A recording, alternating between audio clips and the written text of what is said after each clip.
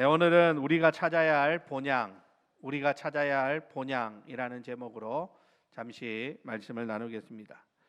아마 어제부터이겠죠. 설 명절 연휴가 시작되었는데요.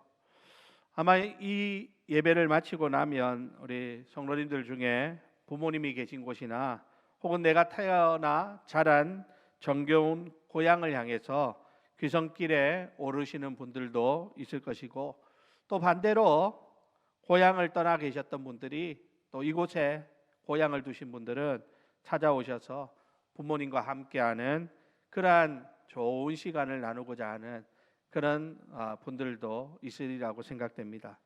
여러분 가족들과 아무튼 즐겁고 행복한 명절 보내시기를 바랍니다.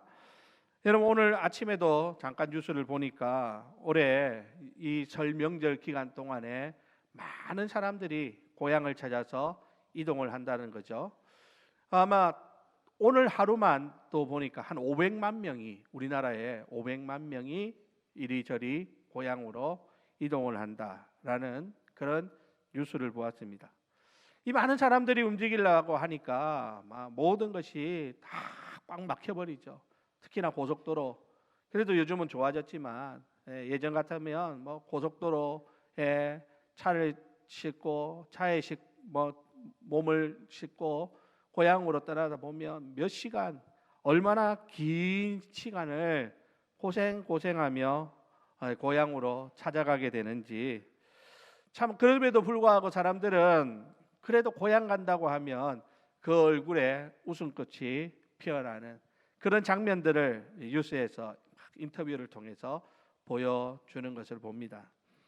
자, 그러면 여러분, 이런 꽉 막힌 도로 위에서 몇 시간씩 고생을 자처하면서도 사람들이 이렇게 고향을 찾는 이유는 무엇 때문일까요? 아마 그곳에는 나를 조건 없이 품어주는 가족이 있고, 내 삶의 뿌리가 있고, 무엇보다도 치열한 세상 속에서 지친 몸과 마음을 안식할 수 있는 그런 안식의 장소가 기다리고 있기 때문일 것입니다. 어느 작가는 이런 이야기를 합니다. 사람들은 돌아갈 곳이 있다는 사실만으로도 오늘의 고단함을 견딘다라고 말입니다. 여러분, 이 말이 무슨 말일까요? 이 말은 우리가 겪는 고생보다 그 끝에 기다리고 있는 목적지의 평안함이 더 크다면 얼마든지 그 고난함을 사람들은 견딜 수 있고 기쁨으로 받아들일 수 있다라는 것이죠. 사실 길 위에서 가장 힘든 것은 뭡니까? 차가 막히거나 막 사람들이 많은 그 분주함 속에 그런 것들이 우리를 힘들게 하는 것이 아니라, 갈 곳이 없는, 내가 어디로 가야 할지를 모르는 그런 존재가 되어 있을 때 우리는 마음이 무너져 내리는 것을 경험하게 됩니다. 아무리 길이 잘 뚫려 있어도 갈 곳 없는 사람은 방황하게 됩니다. 하지만 돌아갈 곳이 분명한 사람은 아무리 길이 막히고 고단해도 길 위에서 방황하지 않습니다. 왜냐하면 그 마음에는 가야 할 분명한 목적지가 있기 때문이죠.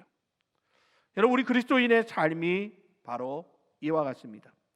우리가 이 땅의 고단함을 견디며 흔들리지 않을 수 있는 이유는 우리 인생이라고 하는 이 긴 여정의 끝에 우리를 안아주실 영원한 본향이 분명히 약속되어져 있기 때문인 것이죠.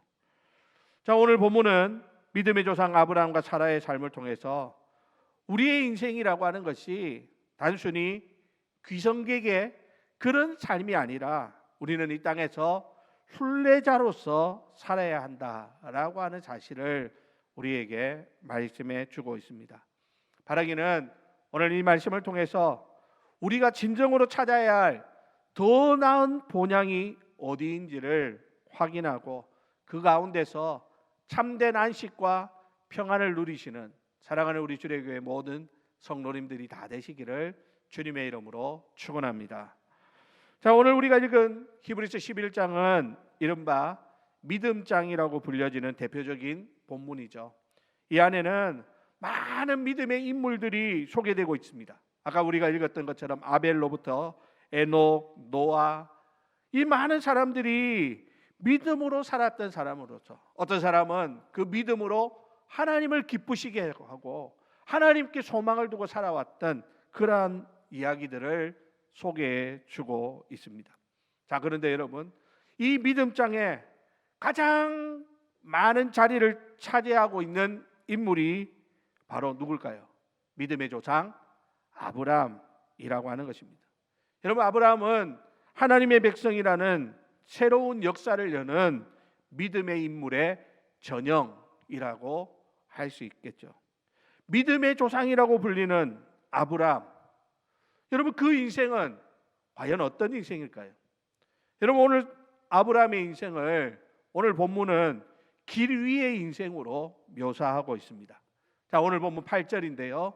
우리 다 같이 한번 읽어볼까요? 8절 다 같이 읽습니다. 시작. 믿음으로 아브라함은 부르심을 받았을 때에 순종하여 장래의 유업으로 받을 땅에 나아갈새 갈 바를 알지 못하고 나아갔으며. 아멘. 자, 여기 보니까 아브라함이 하나님 부르심 받았을 때 어떻게 했다고 말합니까?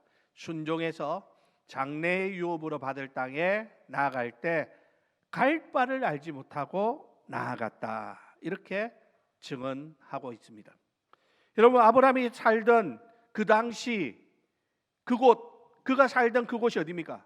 우르라고 하는 곳이죠. 갈대아 우르.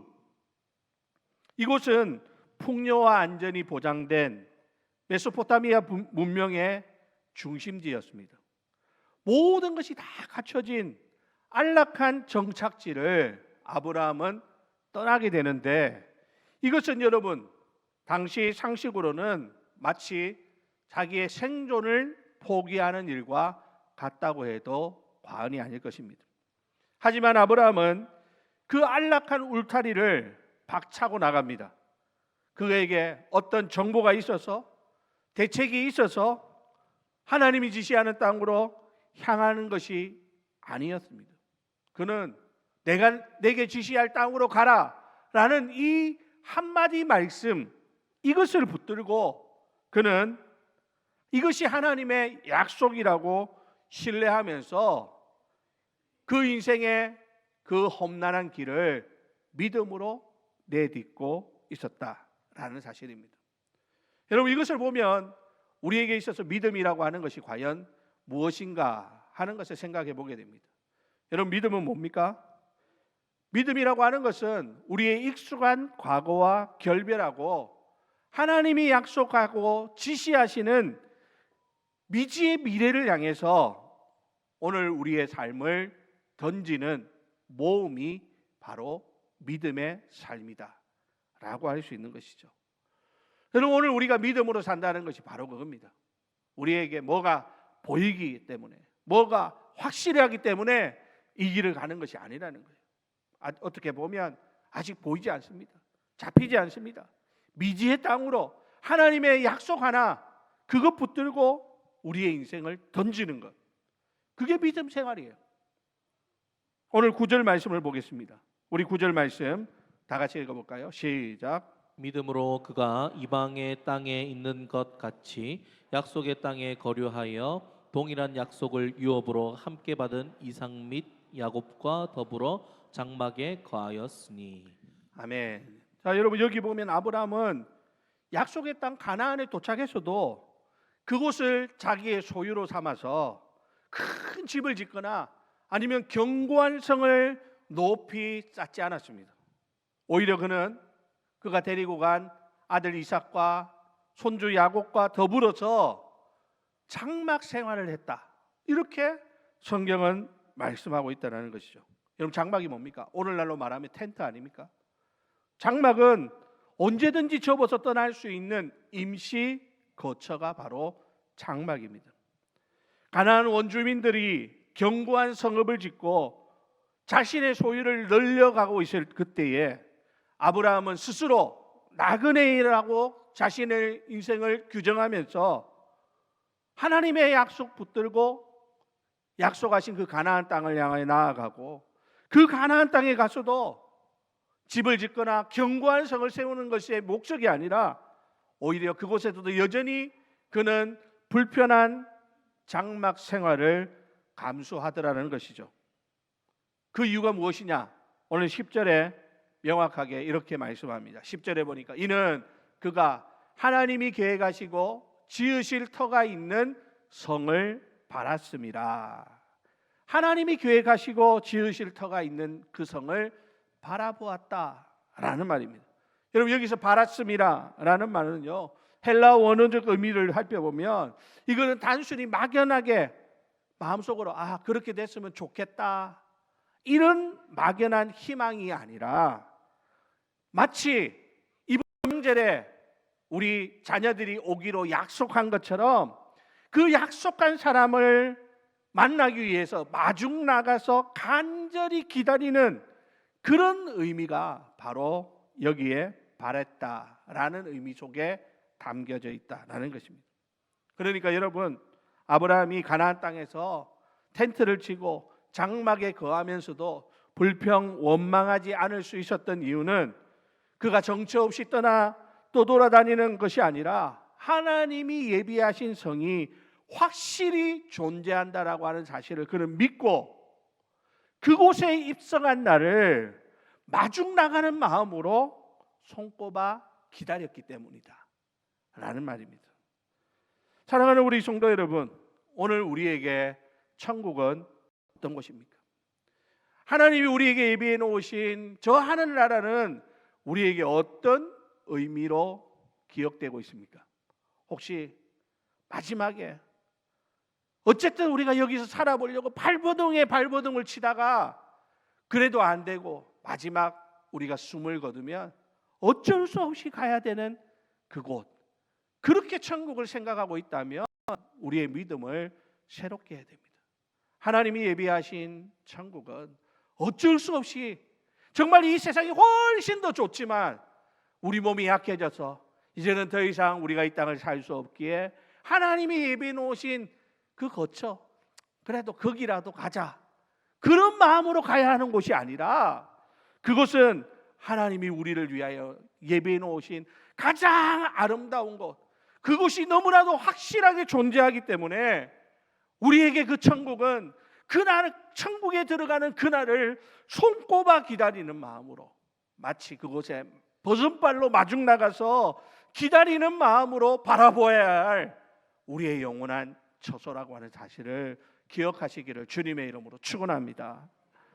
여러분, 이렇게 영원한 도성을 마중 나가는 자세로 사는 사람은요, 이 세상에서 세상의 평가에 이리저리 휘둘리지 않습니다. 우리는 이 땅에서 사람들의 평가 때문에 때로는 기쁘기도 하지만 때로는 좌절하고 낙심할 때도 있지 않습니까? 실망합니다. 내가 이것밖에 안 되나? 왜 나는 이것밖에 안 되지? 아니, 나는 하나님 믿는다고 하는데 왜 하나님 나에게 이것밖에 안 주시지? 그러면서 심지어는 하나님을 원망하기도 하죠. 여러분, 이제 명절이 되면 세상에 믿지 않는 사람들은요, 각기 모여가지고 어떤 이야기들을 주고받을 거예요.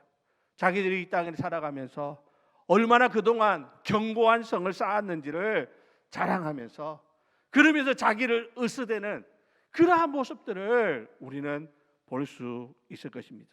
내가 사는 집이 어떻는데, 집값이 얼만큼 올랐는데, 내가 사는 아파트가 몇 평인데, 내가 세상에서 가지고 있는 직책이 무엇인데, 이번에 승진해가지고 내가 어떤 직책을 얻게 되었는데, 이러면서 그것이 우리의 인생의 성공을 가르는 척도인 것처럼 막 자신을 막 자랑으로 막 하는 그런 세상 속에 우리가 놓여 있다라는 것이죠.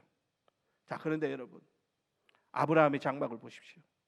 주변에 가난한 사람들이 비옥한 토지에 뿌리를 내리고 견고한 성을 쌓아 올릴 때 그는 왜 끝까지 그렇게 초라해 보이는 장막에 머물렀느냐? 여러분, 그것은 그가 가난했기 때문이 아닙니다. 그에게 종들이 얼마나 많았습니까? 그리고 그에게 많은 목축들이 하나님께서 선물로 주셨습니다. 하지만 아브라함은 그곳에 뿌리를 내리고 견고한 성을 쌓지 않았던 이유는 아브라함에게 있어서 그 땅, 비록 하나님이 약속하셨다고 하는 젖과 꿀이 흐르는 땅이라 할지라도 그곳이 이 땅에서 우리의 영원한 종착지가 아니라 그곳은 내가 잠시 스쳐 지나가는 통로라고 생각했기 때문인 것이죠. 그에게 있어서 진짜 집은 이 눈앞에 있는 가나안이 아닙니다. 젖과 꿀이 흐른다고 사람들이 극찬하는 그 가나안이 그의 진짜 집이 아니라 하나님께서 그를 마중 나오실 저 하늘의 도성, 저 하늘나라가 그에게 마지막 종착지였기 때문에 그는 이 땅에서 비록 불편하지만 장막 생활하는 것을 오히려 기뻐할 수 있었다라는 것이죠. 사랑하는 우리 성도 여러분, 우리도 마찬가지입니다. 이번 명절 귀성길 고속도로의 정체 속에서 혹은 오랜만에 찾은 부모님 댁의 낡은 방 안에서 어쩌면 문득 불편함이나 공허함을 느낄 수도 있을 것입니다. 그런데 여러분, 그것이 느껴진다면 여러분 그거 이상하게 생각하지 필요가 없습니다. 오히려 그런 생각이 들 때 우리는 반가워해야 됩니다. 왜냐하면 내 안에 그것이 불편하다라고 하는 이것이 내가 이 땅의 주인이 아니구나. 이곳이 내가 영원히 살 그러한 곳이 아니구나. 나에게는 돌아갈 더 좋은 집이 있구나 하는 영적인 신호이기 때문입니다. 사랑하는 우리 성도 여러분, 명절에 모여서 세상의 그 가치를 가지고 서로 비교하고 사람들로부터 자기의 잘남을 뽐내기 위해서 자랑하는 그런 가운데서 우리가 자유로울 수 있는 이유가 바로 여기에 있는 것입니다. 우리에게 자랑할 것이 없어서가 아니라 이미 하나님이 직접 설계하고 건축하신 영원한 도성을 우리는 기업으로 받은 사람들이기 때문입니다. 여러분 여행 가보셨죠? 여행지에 가면 아무리 좋은 곳에 가도요 그곳이 좀 불편합니다. 또 때로는요 우리 집보다 더 낡고 불편한 곳에 가서 잠시 머물다가 갈 수도 있습니다. 하지만 여러분 그런 곳에 가가지고 좀 숙소가 낡았다고 숙소가 불편하다고 해서 우리 사람들이 자신의 인생이 망가진 것처럼 낙심하는 사람이 어디 있겠습니까? 돌아갈 집이 있다라는 확신이 있는 사람들은 숙소의 불편함을 오히려 뭘로 여깁니까? 이것도 하나의 우리 여행의 추억이지 하면서 그것을 받아들일 수 있는 여유가 생겨나는 것입니다. 사랑하는 우리 성도 여러분, 오늘 우리의 시선이 이 땅의 소유를 넘어서 저 하늘에 하나님이 예비한 성을 바라볼 때 우리는 이 땅의 장막 생활도 넉넉히 이겨낼 수 있는 여유로움을 가질 수 있게 됩니다.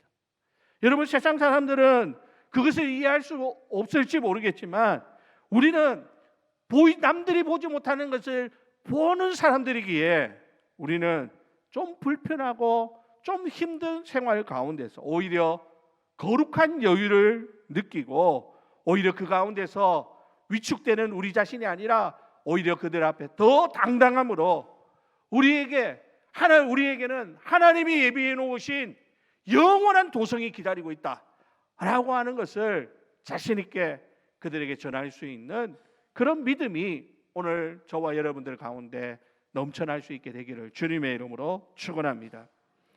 자, 그렇지만 여러분 한 가지 잊지 말아야 할 사실이 있는데요. 이 거룩한 여유라고 하는 것은 현실의 고통이 없기 때문에 생기는 낙관론이 아니라고 하는 사실입니다. 사실 믿음의 나그네 길은 어떨까요? 결코 낭만적이지만은 않습니다. 여러분 아브라함과 사라가 바라보았던 그 찬란한 하늘의 도성과는 대조적으로 그들이 발을 딛고 서 있는 현실은 때로 끝을 알 수 없는 사막처럼 막막했었습니다. 오늘 보면 11절 12절에 보면 아브라함과 사라가 마주하는 가장 절망적이고 냉혹한 자신들의 한계를 이렇게 설명을 합니다. 오늘 11절 12절 다 같이 읽어볼까요? 시작. 믿음으로 사라 자신도 나이가 많아 단산하였으나 잉태할 수 있는 힘을 얻었으니 이는 약속하신 이를 미쁘신 줄 알았음이라. 이러므로 죽은 자와 같은 한 사람으로 말미암아 하늘의 허다한 별과 또 해변의 무수한 모래와 같이 많은 후손이 생육하였느니라. 아멘. 자, 여러분 보십시오. 하나님께서 아브라함에게 내 후손이 저 하늘의 별과 같이 땅의 모래와 같이 번성할 것이다, 이런 약속을 주셨지만 정작 그의 곁에 있는 아내 사라는 어떻습니까? 그 현실이 어땠어요? 나이가 많아서 단산하게 되었다. 잉태할 수 있는 힘이 없었습니다. 그렇지만 성경은 뭐라고 말합니까? 여기에 대해서 가차없이 아브라함을 가리켜 가지고 마치 죽은 자와 같은 사람이었다라고 표현을 하고 있죠. 그렇지만 여러분, 그들이 영원한 도성을 향해서 꿈을 꾸며 출발한 그 길 앞에서 그들이 마주한 현실은 바로 이와 같았다라는 겁니다. 마치 죽은 자와 같고 이제는 모든 것이 희망이 다 끊어져 버리는, 육신적으로 보면 이제는 아이를 낳을 수 없는 단산하는 그런 상황. 이거 어쩌면 이것이 오늘 우리가 믿음으로 이 땅을 살아가면서 마주하게 되는 우리 삶의 민낯이라고 할 수 있습니다. 하나님의 약속은 분명히 여기에 있는데 우리의 현실은 어때요? 저 밑에 떨어져 있는 거예요. 이 간격이 너무 크기 때문에 우리는 그 가운데서 낙심하고 좌절할 때가 있더라는 것이죠. 자, 그러면 여러분, 이 막막한 거리감 앞에서 우리는 어떻게 다시 믿음의 걸음을 내디딜 수 있는가 하는 것입니다. 놀랍게도 오늘 성경은 이 처절한 절망의 끝에서 하늘의 별과 같이 바닷가의 모래와 같은 그 기적적인 번성이 시작될 것이다 라고 하는 놀라운 말씀을 선언하고 있습니다. 더 주목할 것은 그 기적의 전환점이 사라에게서 무슨 특별한 능력이 새롭게 생겨났기 때문이 아니라는 사실입니다. 오늘 11절에 보니까 이렇게 말하죠. 이는 약속하신 이를 미쁘신 줄 알았음이라 라고 말입니다. 여러분, 사라는요 여기서 하나님을 어떻게 말하고 있습니까? 미쁘시다라고 얘기해요. 여러분, 미쁘다라는 말은 하나님의 성품입니다. 즉 이 말의 뜻은 뭡니까? 하나님은 결코 거짓말하지 않으시고 한 번 하신 말씀은 반드시 지키시는 신실한 분이시다라고 하는 사실을 사라가 영혼으로 받아들였다라는 의미입니다. 물론 사라도 처음에는요 이 믿음이 있었던 것이 아니죠. 하나님께서 아브라함에게 이 약속의 말씀을 주셨을 때 그녀는 어떻게 합니까? 자신의 늙은 몸을 보면서 하나님 하시는 말에 코웃음을 쳤습니다. 비웃었습니다. 내 형편을 봐라. 이게 가장 기난 이야기냐? 나는 이미 단산하였는데 무슨 아들이 하나도 아니고 하늘의 별과 같이 땅의 모래와 같이 그렇게 번성할 것이다. 이게 말이 되는 이야기냐? 그러면서 그는 하나님 앞에서 비웃다가 하나님 앞에 들켜버리고 맙니다. 하지만 여러분, 그런 사라의 믿음이 그 자리에 머물지 않고 서서히 자신의 형편을 바라보는 것에서 하나님의 신실하심을 바라보는 것으로 옮겨가기 시작합니다. 자신의 형편을 바라보니까 아무런 소망도 없었습니다. 자신을 보니까 이제는 아들을 낳는다는 건 꿈도 꿀 수 없는 이야기였습니다. 그런데 그가 그것을 바라보는 것이 아니라 하나님의 미쁘심을 바라보고 하나님의 신실함을 바라보니까 마침내 그 안에 그의 삶에 꽁꽁 닫혔던 태의 문이 활짝 열려지는 그런 놀라운 은혜가 임하게 되더라라고 하는 사실입니다. 여러분, 오늘 우리의 삶도 마찬가지예요. 여러분, 우리 일가 친척들 만나보면요 다들 말 못할 아픔들, 어려움들을 가지고 있는 것을 보게 됩니다. 풀리지 않는 자녀들의 문제, 부부 사이의 깊은 갈등, 또 갑자기 찾아온 그 질병으로 인하여 질병에서 헤어나오지 못하는 그 어려움의 모습들, 무너진 경제적인 상황, 여러분 이러한 현실을 바라보면 마치 우리가 죽은 자와 같다라고 하는 그런 절망으로 우리를 몰아넣고 날 것입니다.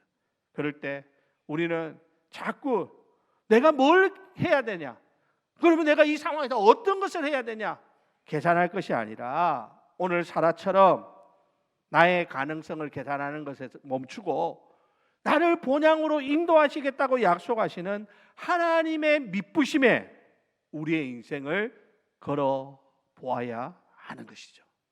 여러분 어디에 우리의 인생을 걸고 있습니까? 나의 상황, 내 삶이 좀 더 나아질 거야, 조금 더 버티면 내 삶이 더 좋아질 거야, 이게 아니라는 것이죠. 우리의 상황은 보십시오. 지금까지 우리가 살아오면서 들려왔던 이야기들이 늘 이제는 좀 살만하다, 이제 좀 좋아졌다, 앞으로 더 좋을 일들만 있을 것이다, 그런 상황보다 경제가 어렵다더라, 경제가 더 힘들어진다더라, 갈수록 안 좋은 이야기들만 계속 넘쳐나지 않습니까? 그러니까 여러분 그게 아니라 우리에게 내가 너를 본향으로 인도하겠다라고 하는 하나님의 그 미쁘심에 우리의 모든 인생을 걸고 나아갈 때 하나님의 그 미쁘심이, 하나님의 그 신실하심이 우리를 약속하신 그곳으로 인도해 주신다라고 하는 사실을 기억하실 수 있기를 주님의 이름으로 축원합니다. 사랑하는 우리 성도 여러분, 이번 명절에 일가 친척들 만나는 가운데 내가 좀 부족하다고, 내 처지가 좀 이렇다고 신세한탄하며 시간 보내지 마시기 바랍니다. 오히려 내 하나님은 신실하시다, 내 하나님은 미쁘신 하나님이다 라는 그 믿음을 우리 마음 중심에 깊이 새기는 그런 시간이 되시기를 바랍니다. 하나님은 우리의 형편이 좋아져야만 일할 수 있는 분이 결코 아닙니다.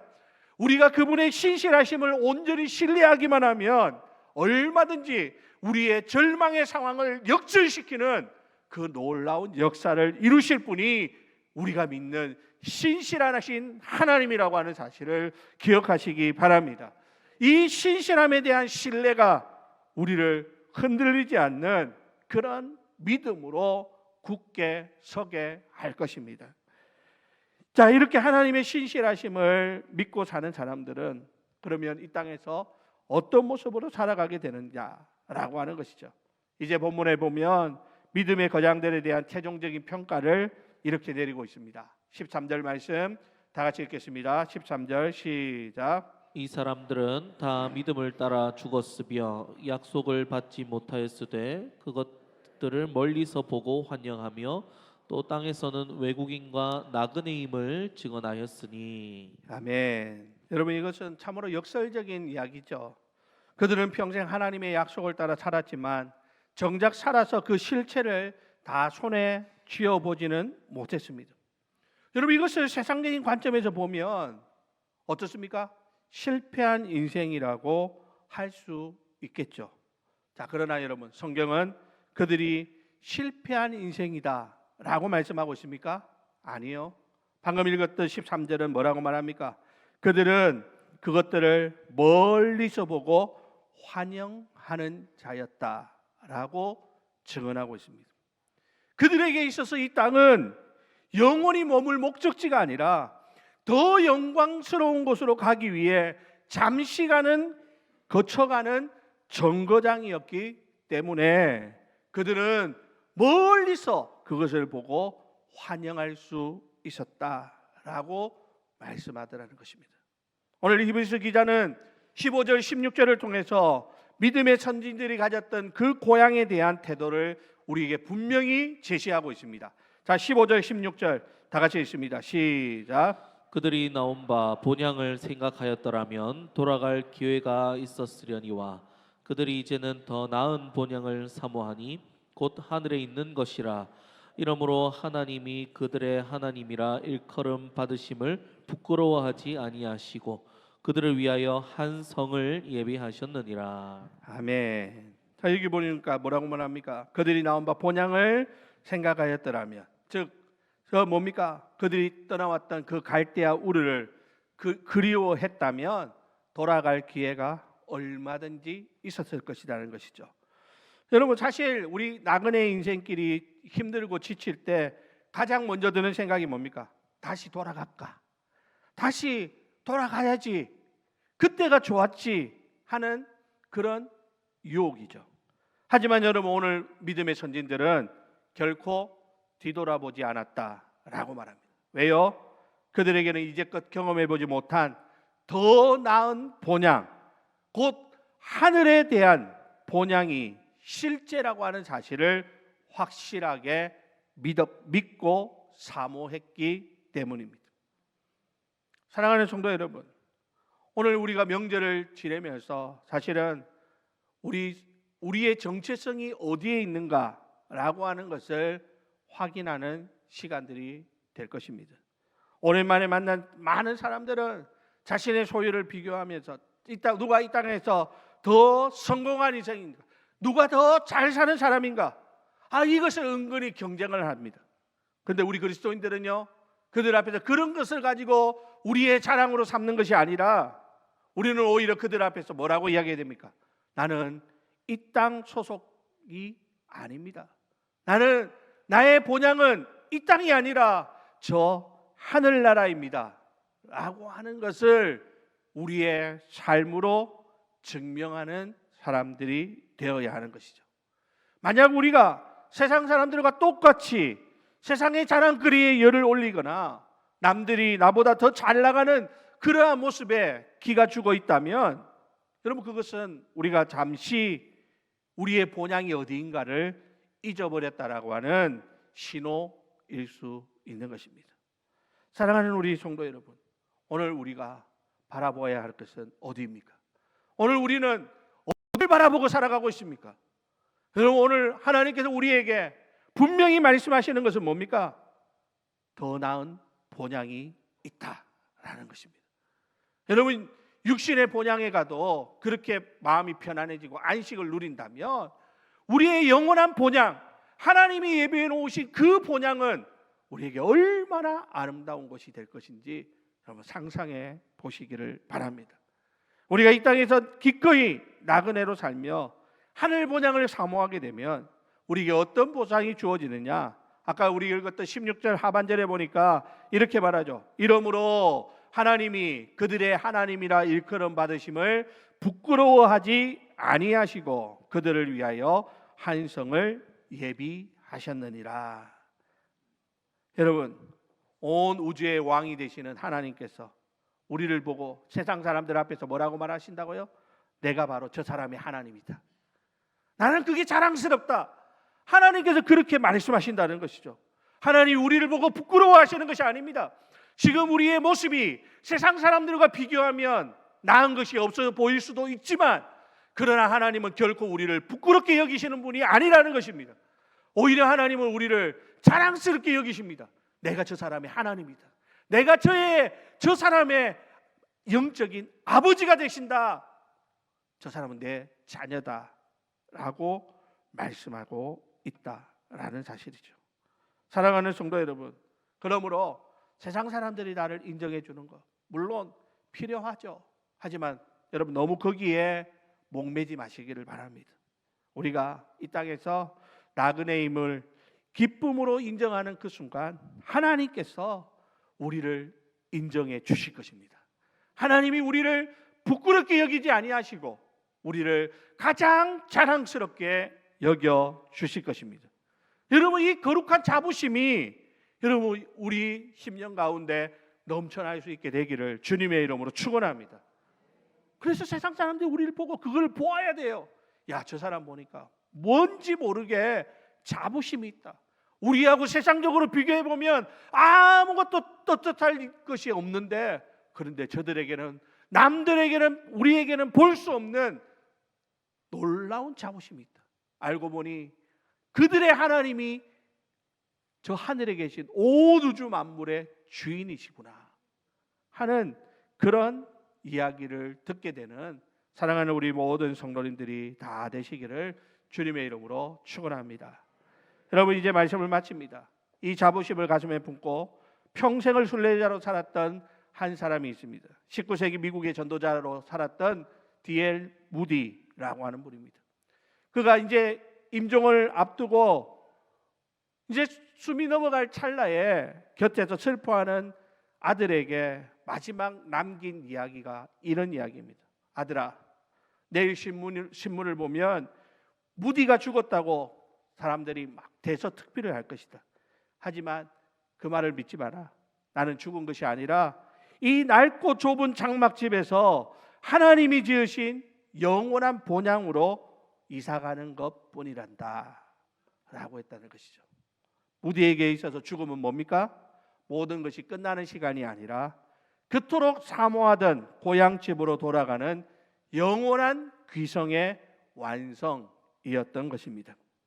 사랑하는 우리 주례교회 성도 여러분, 오늘 우리도 다시 한번 이 거룩한 순례의 길에 설 수 있기를 바랍니다.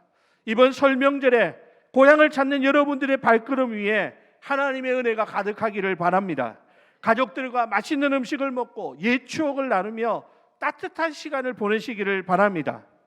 하지만 여러분, 그 따뜻함 속에 머물면서도 우리가 결코 잊지 말아야 할 사실, 지금 우리가 발을 딛고 있는 이 육신의 고향은 언젠가 다시 떠나야 할 잠시 머무는 장막뿐이라고 하는 사실입니다. 우리를 위해서 하나님이 한 성을 예비하시고 우리의 이름을 한 사람 한 사람 부르시며 대문 앞까지 마중 나오실 하나님 아버지가 계신 곳, 그곳이 바로 우리의 진짜 본향입니다. 이번 연휴 동안 우리의 영적인 시야를 넓혀서 하나님 나라를 좀 바라볼 수 있기를 바랍니다. 내 형편이 사막적으로 척박할지라도 나를 본향으로 인도하시는 하나님의 신실하심을 굳게 붙잡으시기를 바랍니다.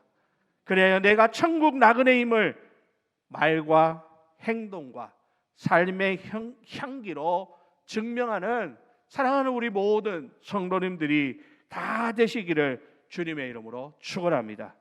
그렇게 할 때 우리 하나님께서 두 팔 벌려 사랑하는 아들아, 사랑하는 딸아, 잘 왔다. 내가 너의 하나님인 것이 정말 자랑스럽다 라고 하는 이런 영광스러운 칭찬을 듣게 되는 우리 모두가 다 되시기를 예수님의 이름으로 축원드립니다.